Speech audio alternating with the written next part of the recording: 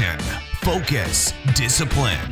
This is the Zero Excuses podcast. Each and every week, we talk to high-performing, inspirational athletes, entrepreneurs, and leaders. We ask powerful questions to extract their tools, strategies, and life lessons for you to crush your excuses, to break out of your comfort zone, and accomplish your ambitious dreams and goals.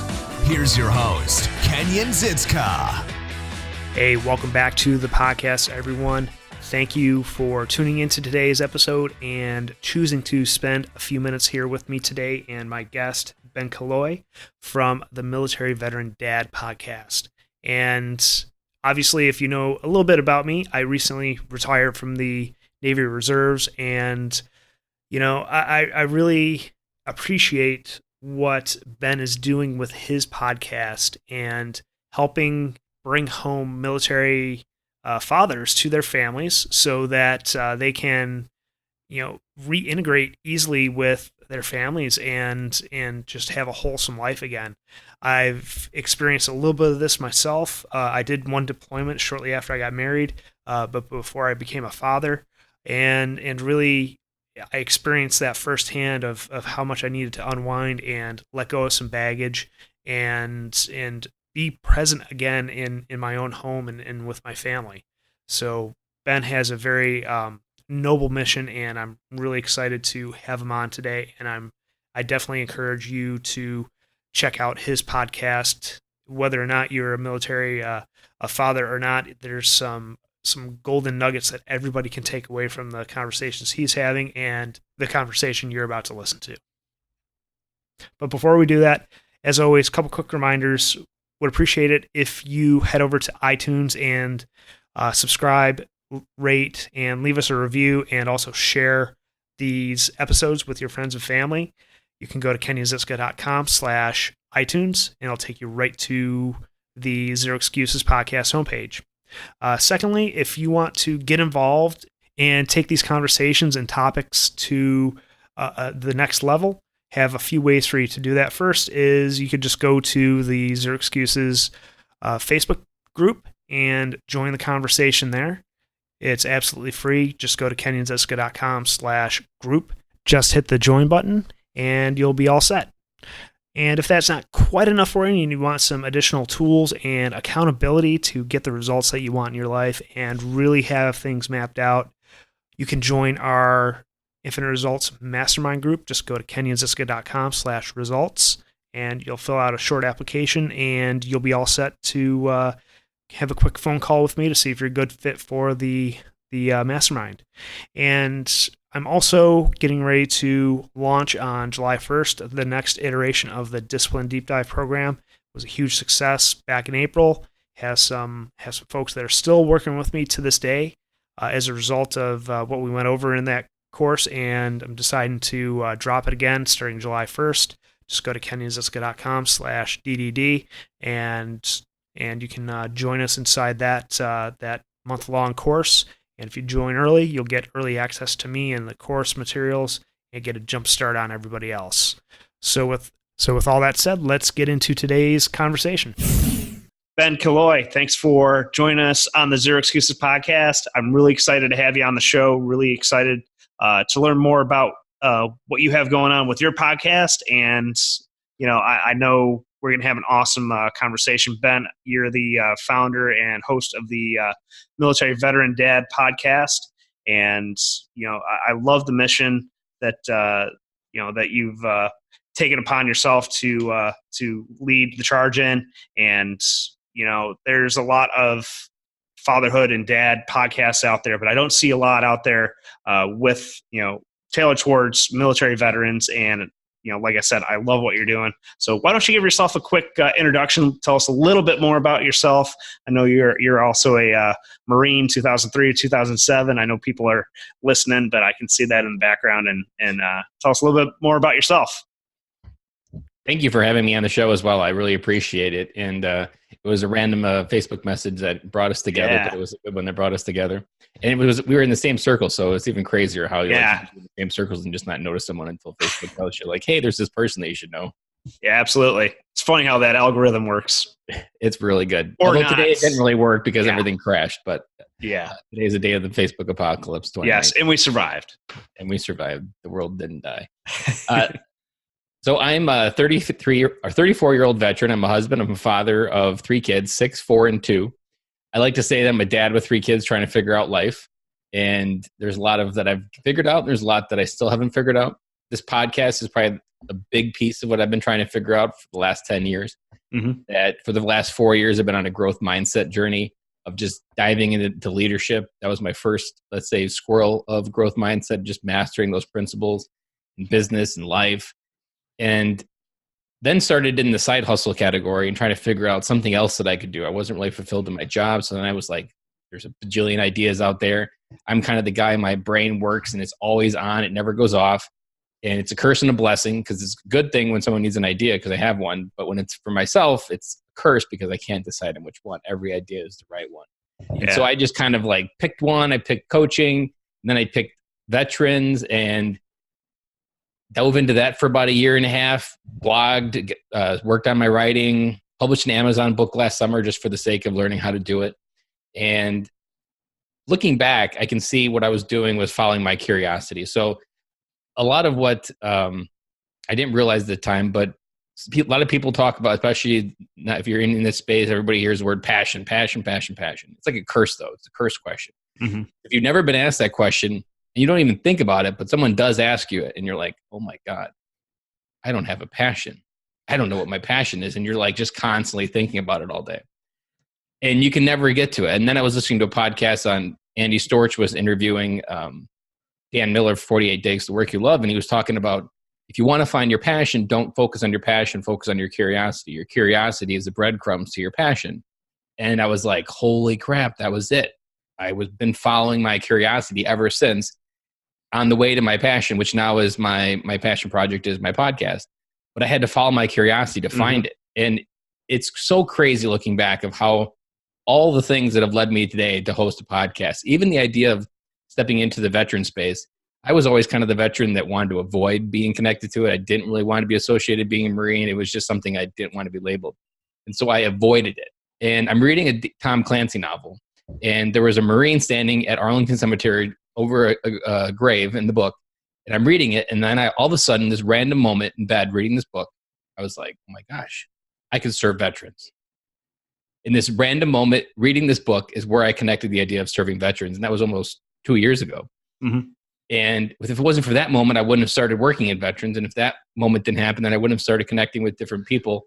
And if that moment didn't happen, then I wouldn't have gone to a military influencer conference last summer or fall, where I really connected with this idea and essentially the meeting people in real life. Like that was the biggest shift for me.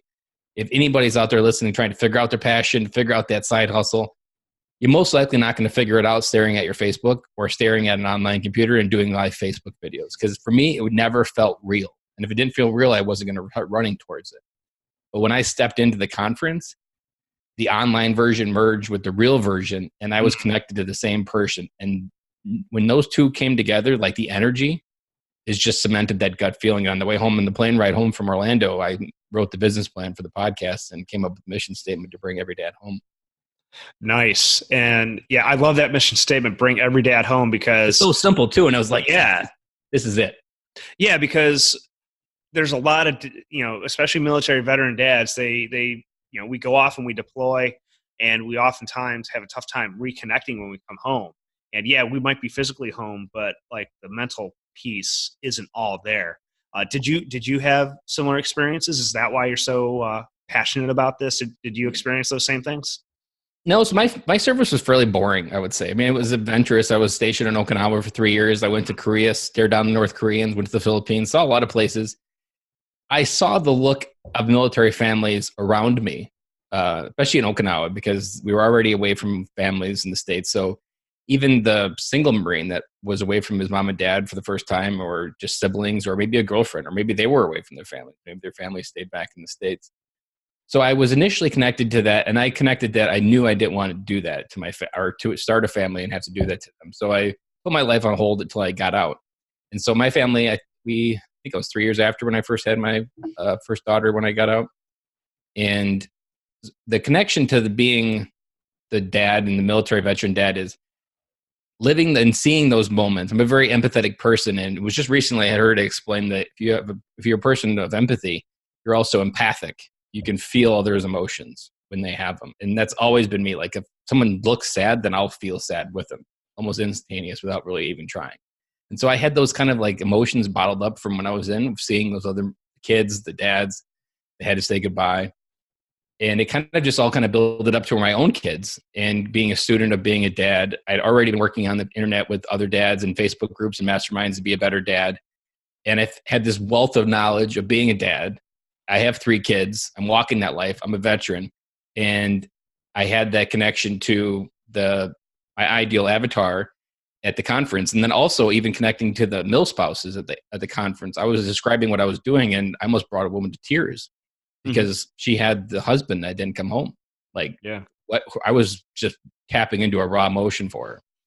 And that's when I knew I was like, this is my mission. This is what I can do. This is what I can serve. I can take my lessons and also continue to be a student of being a dad and just help other dads reconnect. And more importantly, I believe, just let the veteran dad step into the family to be the people and lead in the way that to start changing the tide of that is the broken families that we have these days through divorces, through teen pregnancy, all the different things we have in our society that are wrong.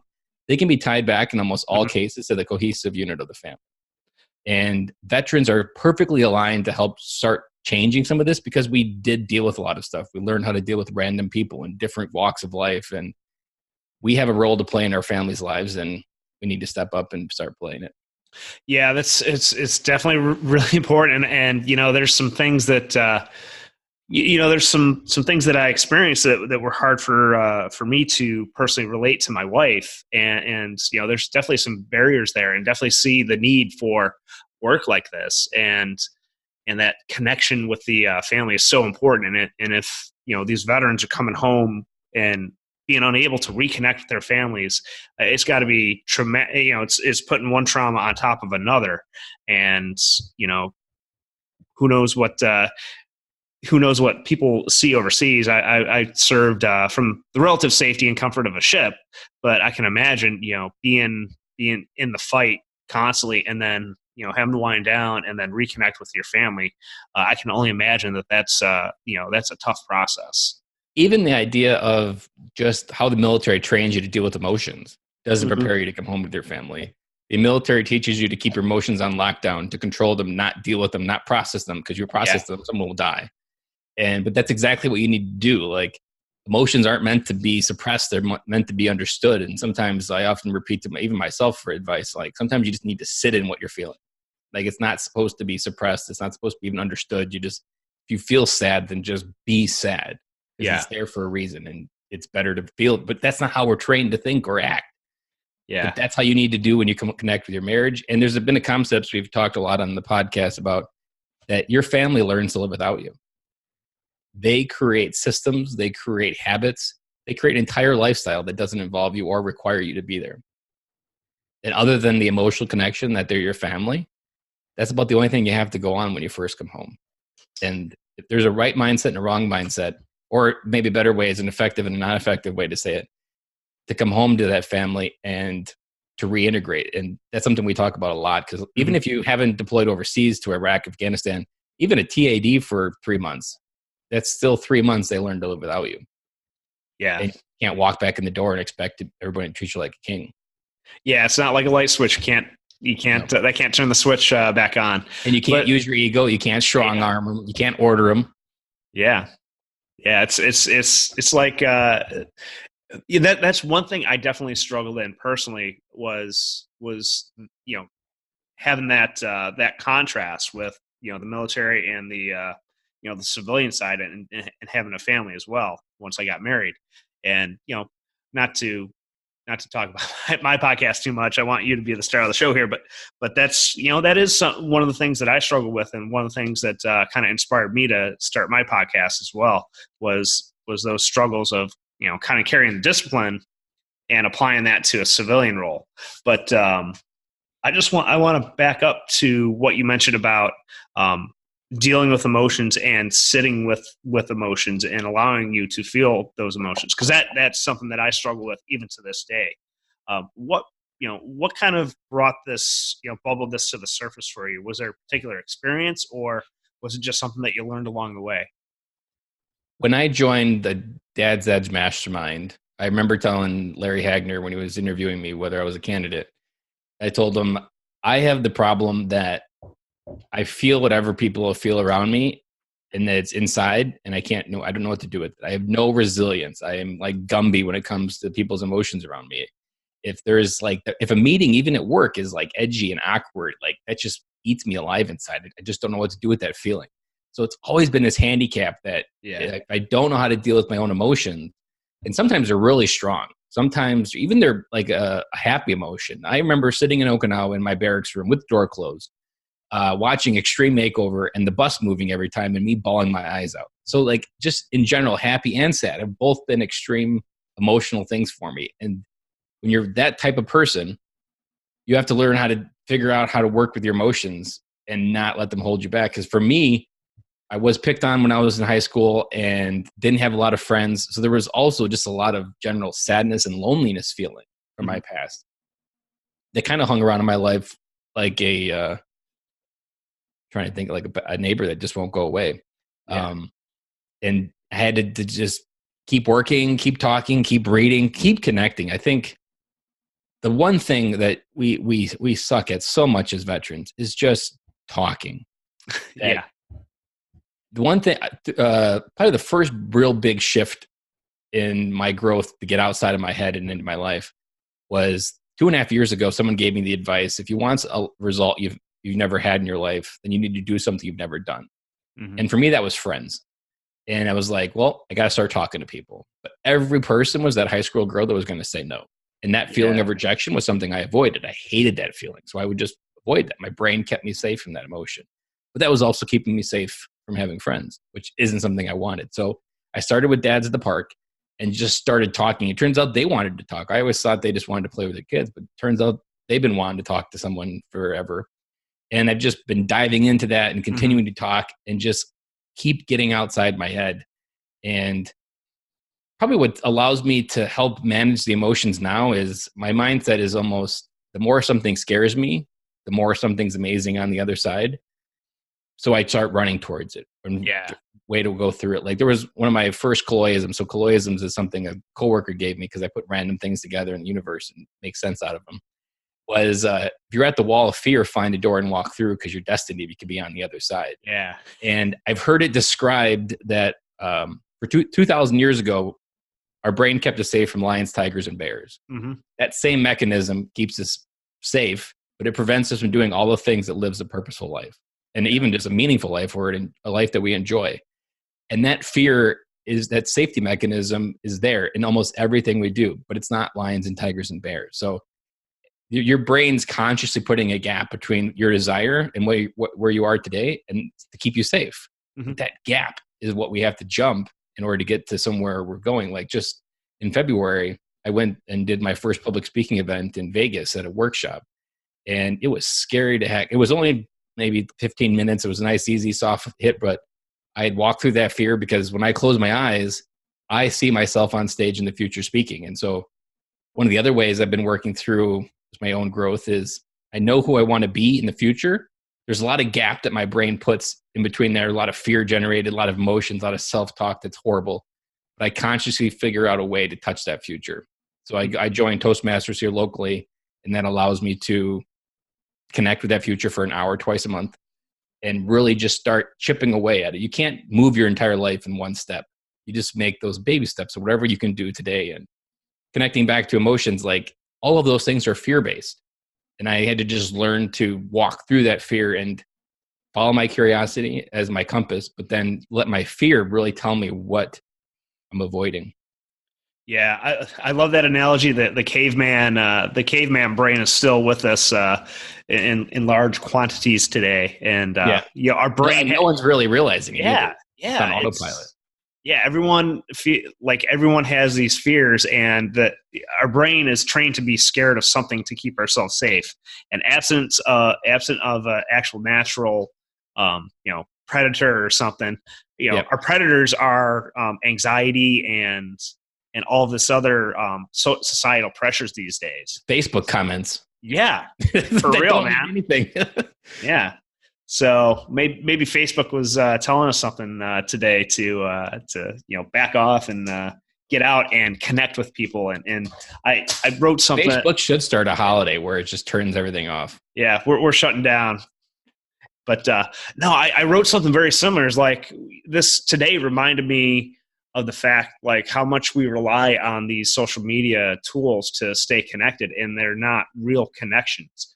They are, they are real connections in a sense, but they're not the living, breathing connections that you described earlier of, you walking up to the dad in the park and having a conversation. What a novel thought. People to people is the next revolution. It won't be B2B. It won't be B2C. It won't be social media. It will be people to people connection. Yeah, we need more of that. But even in masterminds, I've noticed, like, I've been a part of one for a while, and you can feel like, man, I got some really good friends that I know better than anybody locally. But it's held together with Facebook glue and a membership glue. The moment those stop working, the entire thing falls apart. Yep. So it's so much important. You can do whatever you want online. You can do whatever you want in a mastermind. But if you don't bring it into your real world life, it's just a facade that's going to eventually fumble, and you're going to be like, what just happened? Yeah, and that's something that, you bring up a good point, and something that I'm going to take away from this conversation is that's something, I'm a pretty social person. I've kind of done similar things as you, but I think I need to turn that volume up a little bit and get out and connect with people one-on-one, face-to-face, even if it's just for a few minutes. Even the grocery store is a nice, easy place to start, because I often like, I'm a little bit weird, but I like going around. We have a big grocery store by us, and there's people lost in it all the time. And I'd be like, what are you looking for? And I'd be like, oh yeah, it's over in 2 aisles. Like, just random things of just like those little moments where you step out of your fear and say hello to a random stranger in the grocery store to help them. There's a lot of movement in your mind mentally for where you want to go just from that one little step. And yeah, and our brains, again, the safety mechanism, we tend to blow stuff out of proportion and make it out to be a bigger deal than it actually turns out to be. At least 99% of the time, I've actually done math on this, me personally. Situations I found myself in, my self-talk has, blown it out of proportion. And it's like, once I actually sit down and do it, it wasn't that bad. And sometimes we just got to sit down and get after things. One of my favorite Killoyisms I just created, I think a few months ago, was limiting beliefs are like a rubber band. You start stretching them enough, they'll eventually break. Absolutely. I'm jotting that one down. I'm gonna, because literally you just keep stretching whatever you don't believe in yourself, and you just keep stretching it. Eventually it's just going to break one day. Break you free. I can just do that now. Yeah. You know what? I'm going to jot these Killoyisms down and promote another that. one that reinforces limiting beliefs was, I started a gym habit last year for the first time. I was scared to death in the gym, talking about fear. Like, I was just fear of failure. And I was part of the biggest fitness club in the world, the Marine Corps. And I just wasn't good at being fit. It was one of the reasons why I got out. And I remember the day, like it was yesterday, I was doing, I think it was just simple, like arm curls with a dumbbell. And I was like, now this is easy. And then I was like, yesterday that was hard. And I was like, holy crap. What was hard today will be, or what was hard yesterday will be easy today. And you just got to keep repetitive doing it. And whatever was hard will eventually be easy. And I was like, so much of life is confirmed in the gym. Yeah, absolutely. I'm not going to claim this quote, but if you do difficult things, life will be easy. If you do easy things, life will be difficult. So that's definitely an illustration there. But one thing I want to talk with you about here is, you mentioned limiting beliefs. I want to unpack that a little bit more. How do you, from a practical standpoint, start to break down your limiting beliefs aside from just, running towards them? Is there a process that you use, maybe a tool that you've implemented in your life to make it a little bit easier to discover, number one, discover your limiting beliefs, and number two, overcome them? So I have quite a few Facebook friends that would tell me that I'm a great person, great dad, great husband, great friend. But at the end of the day, there's days where I don't believe any of it.